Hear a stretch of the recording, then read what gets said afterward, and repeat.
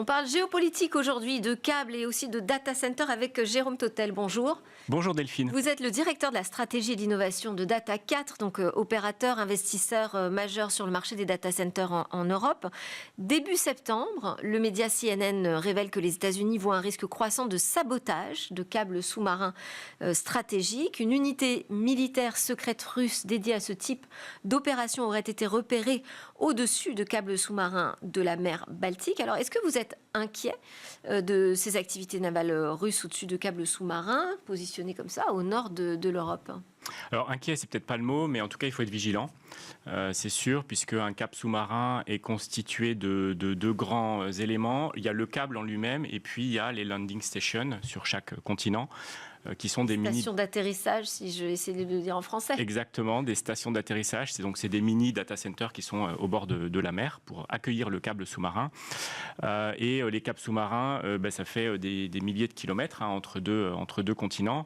Plus on se rapproche du continent, plus c'est surveillé. Plus on s'éloigne du continent, moins c'est surveillé. Mais plus c'est techniquement compliqué puisque c'est au fond des mers à plusieurs milliers de mètres en dessous de l'eau. Est-ce que ça pourrait impacter le fonctionnement des data centers dont vous vous occupez? Parce que si vous regardez ça attentivement, c'est bien pour une raison.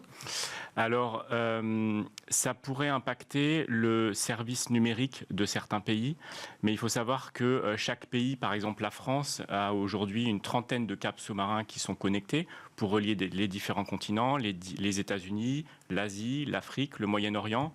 Et à chaque fois, il y a plusieurs routes qui sont possibles. Donc, on pourrait éventuellement avoir des congestions. Donc, comme des soirs de vacances, par exemple, quand il y a tout le monde qui part en vacances, ça ralentit un peu le trafic au niveau des péages, etc. Si moins de routes sont disponibles, c'est ça? Si moins de routes sont disponibles, vous avez du coup moins de débit disponible et donc tout le monde passe au même endroit, toutes les données passent au même endroit et il peut y avoir des congestions. Donc, c'est ce qui s'est passé d'ailleurs cet hiver, puisqu'il y a eu des câbles en mer Rouge qui ont été coupés pour des raisons qui sont pour l'instant pas claires. Il y en a 3 qui ont été rétablis, il y en a toujours un qui est toujours hors de fonctionnement. Et pendant cette coupure, les opérateurs ont rerouté le trafic en passant par tout le tour de l'Afrique et en arrivant sur Lisbonne. Mais ça veut dire que vous devez vous organiser, vous aussi, au sein des data centers de manière différente? Alors nous, en termes de data center, non. En revanche, c'est important d'avoir nos clients installent plusieurs routes disponibles depuis les data centers pour que si la route méditerranéenne ne soit plus disponible, alors ils utilisent la route qui passe par le sud de l'Afrique. Donc nous, on doit accompagner nos clients pour avoir cette multitude de connectivité possible sur les data centers pour qu'ils puissent accéder à leurs données. Oui, toujours avoir une solution de repli finalement. Exactement, avec des secours dans tous les sens.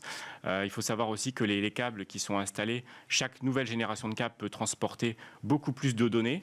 Donc aujourd'hui, on installe des câbles qui sont capables d'envoyer 300-400 terabits de données, alors qu'il y a même 2 ou 3 ans, c'était peut-être la moitié.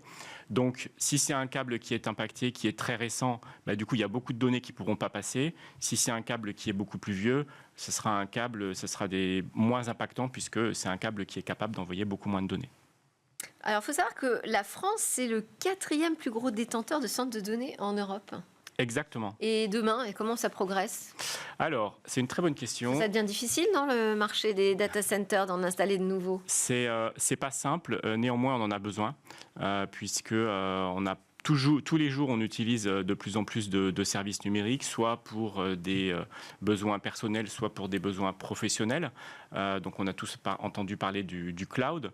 Aujourd'hui, on est en plein dans la vague de l'IA.